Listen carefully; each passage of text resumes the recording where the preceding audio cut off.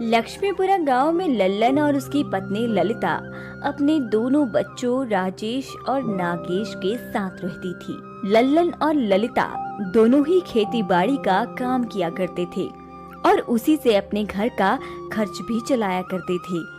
एक दिन लल्लन, अरे ललिता, बच्चे आज स्कूल नहीं गए? कहाँ जी, जब तक इन दोनों को धक्का मारकर स्कूल ना भेजा जाए तब तक ये कहाँ जाते हैं स्कूल। क्या होगा इन बच्चों का? मुझे तो कुछ समझ नहीं आता। जैसे तैसे पैसे इकट्ठा करके इनके स्कूल की फीस भरता हूँ, लेकिन इन दोनों को तो कोई परवाह ही नहीं है। रहने दीजिए, अभी बच्चे हैं, समझ जाएंगे। ललिता, जब तक समझेंगे तब तक बहुत देर हो जाएगी। मुझे बस इनके भविष्य की चिंता है। मैं नहीं चाहता कि इन दोनों को भी बड़े होकर मेरी तरह खेती का काम करना पड़े। पर पिताजी, खेती बाड़ी के काम में बुराई क्या है?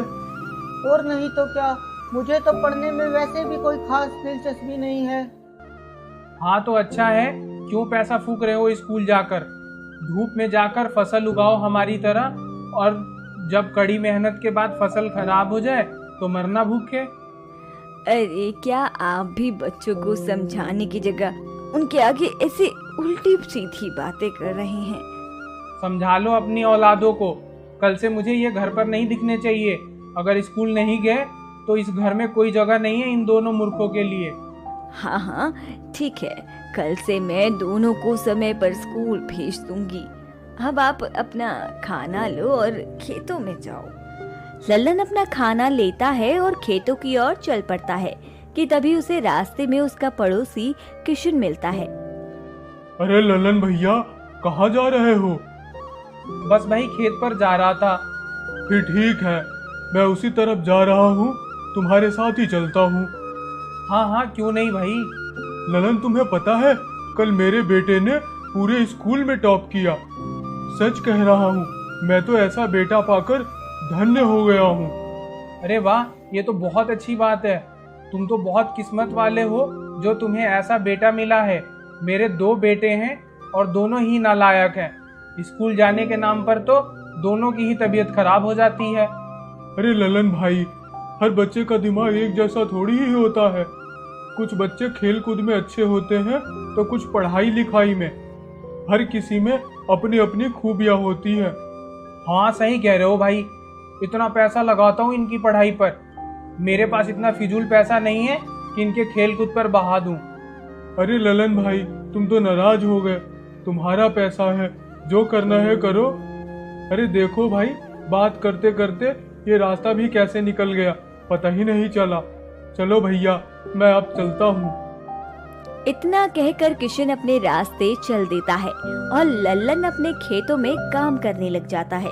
कड़ी धूप में खेतों की जुताई करते करते लल्लन के दिमाग में बस किशन की बातें ही घूम रही थी। बताओ भला, मुझे सिखाएगा? अपने बेटे को तो खूब पढ़ा लिखा रहा है और मुझे कहता है कि बच्चे का दिमाग खेलने कूदने से अच्छा होता है। पता नहीं लोग कैसे कैसे मजाक उड़ाते हैं। अरे अकेले अकेले में क्या बड़बड़ा रहे हो जी? कुछ नहीं, बस वो किशन मिला था, कह रहा था कि उसका बेटा टॉप किया है पूरे स्कूल में। अच्छा, ये तो बहुत अच्छी बात है ना? क्या खाक अच्छी बात है? मजाक उड़ा रहा था हमारा। हमारे बच्चे पढ़ाई में ध्यान देते तो किसी की भी बात सुनने को नहीं मिलती। अरे तुम फिर बच्चों के पीछे पड़ गए।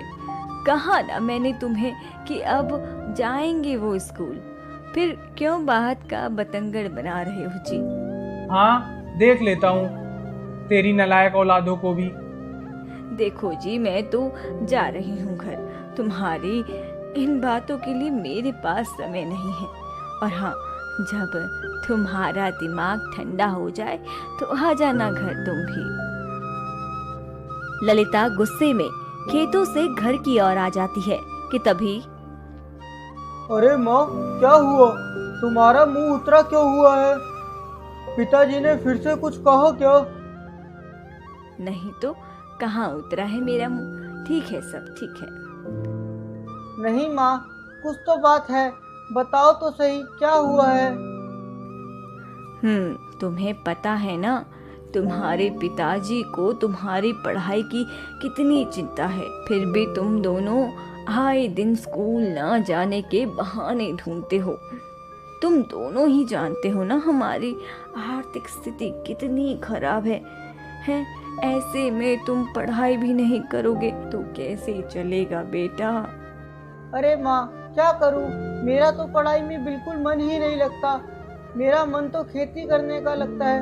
हाँ माँ, मैं भी किसान ही बनना चाहता हूँ। अरे ठीक है, किसान ही बनना है तो उसकी ही पढ़ाई कर लो। खेती कैसे होती है, नए तरीकों से और बेहतर कैसे की जा सकती है, कौन कौन सी कीटनाशक दवाइयों से फसलों को बचाया जा सकता है, और ये सब भी तो जानना जरूरी है ना। उसके लिए भी तो तुम दोनों को पढ़ाई ही करनी होगी। अरे माँ, ये तो तुम बिल्कुल ठीक कह रही हो। हाँ माँ, ऐसा तो हमने सोचा ही नहीं था। तो अभी कौन सा देरी हुई है, अभी भी वक्त है। इस बार 12वीं की परीक्षा देकर तुम आगे की पढ़ाई कृषि से ही कर लो। हाँ माँ, तुम बहुत अच्छी हो। इतना कहकर राजेश और नागेश दोनों ही माँ को गले लगा लेते हैं और फिर खूब मन लगाकर पढ़ाई करने लगते हैं। कुछ दिनों बाद राजेश और नागेश की 12वीं की परीक्षा का रिजल्ट भी आ जाता है और दोनों बहुत अच्छे अंकों से पास भी हो जाते हैं। माँ, कहाँ हो?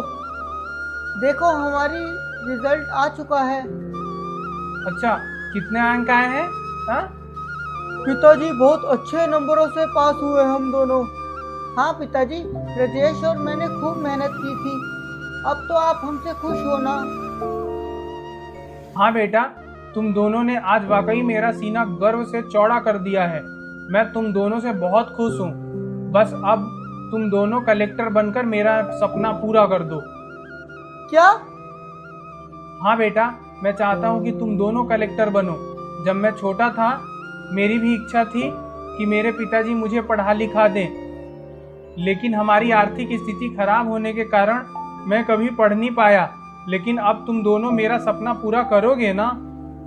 पिताजी, पर मैं कलेक्टर नहीं बनना चाहता। क्या? हाँ पिताजी, मुझे भी कलेक्टर बनने में कोई दिलचस्पी नहीं है।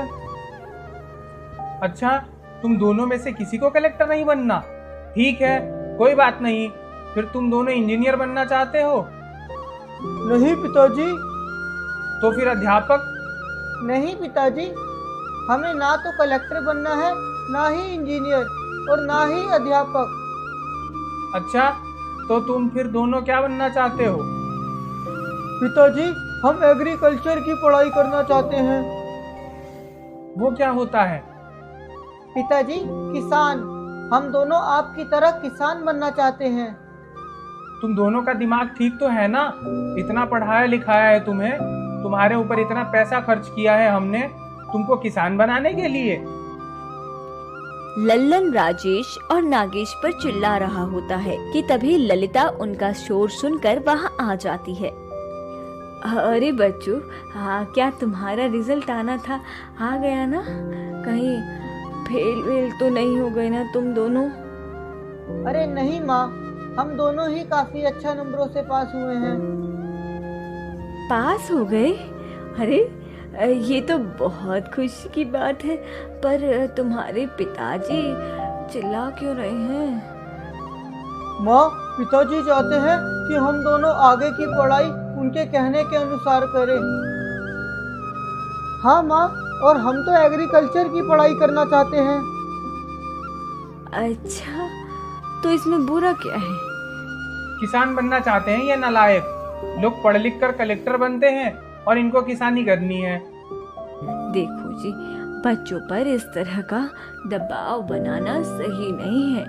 इनकी इच्छाओं को भी तो हम नकार नहीं सकते ना। बच्चों को जो कुछ करना है करने दो। क्या पता ये दोनों इसी से हमारी गरीबी दूर करने का रास्ता खोज लें। ठीक है, जो करना है करो, लेकिन मेरी एक बात कान खोलकर सुन ले ललिता। अगर तेरे बच्चे 1 साल में कामयाब नहीं हुए ना, इन दोनों को मेरे हिसाब से चलना पड़ेगा। ठीक है पिताजी, हम आपको 1 साल में जरूर कुछ बनकर दिखाएंगे। पिता को दिए वादे के अनुसार नागेश और राजेश ने एग्रीकल्चर की पढ़ाई शुरू कर दी और साथ ही साथ राजेश और नागेश ने अपने पिता को खेतों में टमाटर की खेती करने को कहा।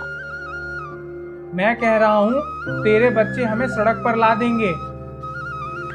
आप चुप रहो, 1 साल दिया है ना आपने उन्हें, तो उनकी मन की ही करके देख लो। राजेश और नागेश दोनों ही अपने माता पिता के साथ खेती किसानी में लग जाते हैं। दोनों भाई अब कृषि की समस्या जैसे कीड़ों की समस्या को नजदीक से देखने लगते हैं। और एक दिन नगेश, मुझे लगता है हमें टमाटर की खेती को और ज्यादा फैलाना होगा, पर हमारे पास तो केवल 2.5 एकड़ जमीन ही है। हमारी जमीन के आसपास काफी जमीन खाली है, क्यों ना हम उसमें टमाटर उगाना शुरू करें। वैसे भी उस जमीन का मालिक तो शहर में है, तब तक हम इस जमीन का लाभ उठा सकते हैं। कह तो तुम सही रहे हो, लेकिन क्या इतना बड़ा मात्रा में टमाटर की खेती करना सही होगा? इस सीजन में टमाटर की बिक्री काफी अच्छी होगी। अगर हम अधिक मात्रा में टमाटर की खेत करते हैं तो बाजार में उसकी मांग बढ़ने से हमें काफी फायदा हो सकता है। राजेश नागेश अपने पिता लल्लन को घर पर बैठा देते हैं और बिना उन्हें बताए 12 एकड़ जमीन पर टमाटर की खेती करने लगते हैं। दिन रात लगाकर वो उस खेतों की अच्छी से जुताई करते हैं और फिर टमाटर की फसल को लगा देते हैं। कई दिनों की मेहनत के बाद राजेश और नागेश की मेहनत रंग लाती है और 12 एकड़ जमीन बड़े बड़े रसीले टमाटरों से भरी होती है। और एक दिन जब लल्लन खेतों में आता है, अरे आज खेत थोड़ा अलग अलग सा लग रहा है। हाँ पिताजी, वो साथ के खेतों में खेती की वजह से लग रहा होगा। अरे एक खेत तो खाली था ना, इस खेत का मालिक आ गया है क्या? नहीं पिताजी। तो फिर ये इतनी बड़ी जमीन पर टमाटर की खेती किसने की? पिताजी हमने। क्या दिमाग खराब है तुम्हारा? टमाटर की खेती कौन करता है? कितनी मेहनत लगती है उसमें, और ऊपर से इसका भाव भी पता है तुम्हें? 10 रुपए किलो बाजार में बिक रहा है। तुम्हारी इतने दिनों की मेहनताना भी तुम्हें इसे बेचकर नहीं निकाल पाओगे। आए बड़े किसानी करने, अब तुम दोनों वही करोगे जो मैं कहूँगा।